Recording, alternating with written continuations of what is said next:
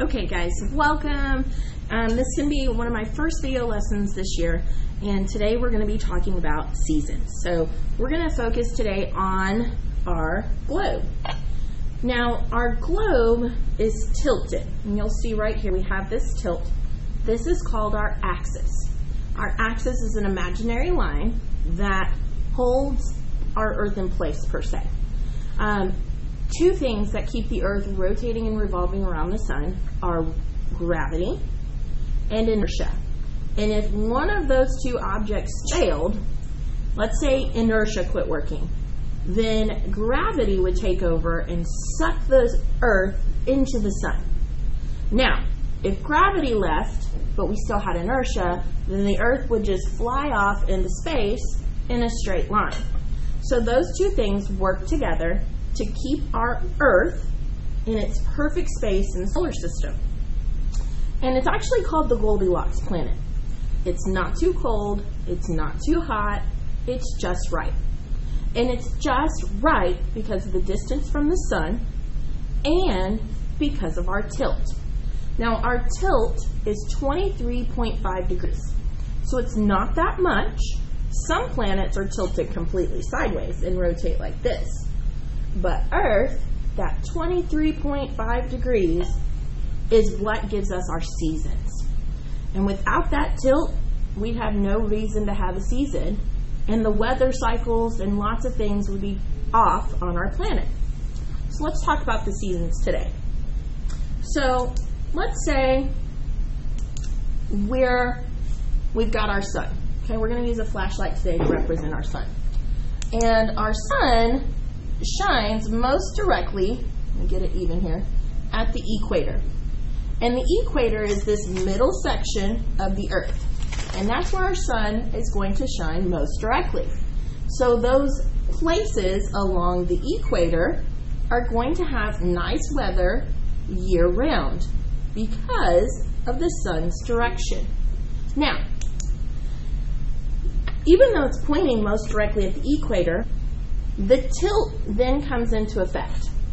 So it's winter time right now. Let me get my globe where I can show you guys North America here. We have our equator. Our tilt is 23.5 degrees this way. Let me get our sun. And then we have our sun. And if you look at where the sun is pointing in the winter time, yes, it's at the equator, but look down here. The sun is actually in what we call the southern hemisphere. So that is going to give South America, look at that, summer. And up here where we are, let me go the other way. Up here in Texas where we're at, let me get there, I'm going backwards you guys, woo, okay, almost there. It's not as warm because even though the sun is pointed at the equator, the tilt makes the sun appear like it's hotter in the south. So while we're having winter, they're having summer. One other thing I want you to notice is the sunlight does not make it all the way to the North Pole. So that makes the North Pole places like Alaska and Canada and the tops of Greenland have very dark winters. So they're going to have days where they don't have any sunlight. Now, let's look at us during the summer. So I'm going to spin the globe for you. During the summer, we are tilted towards the sun. So our tilt, our point here, is going to be facing the sun. And now look at that. Look at North America. We are getting so much sunlight.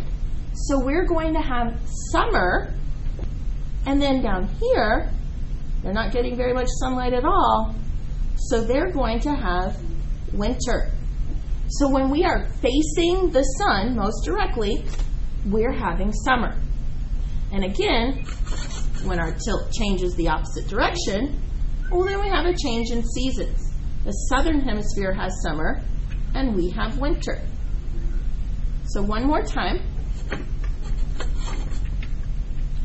When we're facing the sun, the northern hemisphere that is, we're having summer. Because look at that bright sun coming across. and they're having winter. So it's opposites for them. Now let's talk about the situation of spring and fall. This is one that really gets people confused.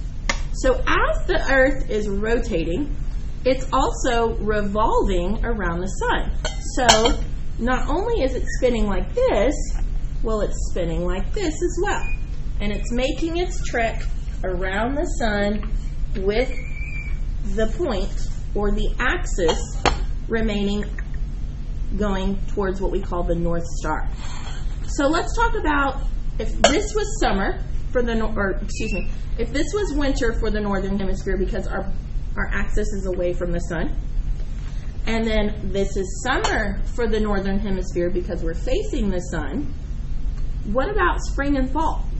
Well, spring and fall are going to be where the axis, and they say it sounds so confusing, the axis is neither pointing towards or away from the sun.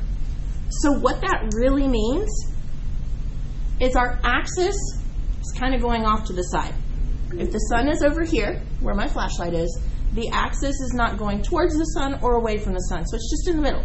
It's pointing out here into space. Now look at that sun right there on that equator. So that's going to be some great spring weather for us. Now, what if we were in another season? Same thing would happen for fall. Our axis would be pointed, and here we would have fall or spring, depending on how you're looking at it. But those two seasons are going to have mild temperatures for us because the sun is most directly at the equator during those times. So we're going to have some, you can see right there, we're going to have some warmth, but not like we have when it's summertime and it's most directly over the United States. So that's why we have seasons. It's all due to the tilt of the earth on its axis. So we know that rotate means to spin, and revolve means to go around. So the earth is spinning and it's revolving this way, like this, around the sun, and the axis never really changes per se, but it sure looks like it does because as it goes around the sun and we're spinning, it causes the seasons to change. Yesterday, your lesson was about day versus night. So day and night are all because the earth is spinning. So where the sun is pointing, say this is daytime because the sun's here. Well, back here it's nighttime because there's no light. So yesterday, I know y'all just had to read through the notes, but the explanation simply put is where the sun is shining most directly is daytime, and on the side of the earth where we don't have sun is nighttime. And that happens once every 24 hours. All right, so I hope that sums that up for you guys. I'm going to pause this video for a second, and we are going to draw some notes into our journal today. All right, so let me get that going.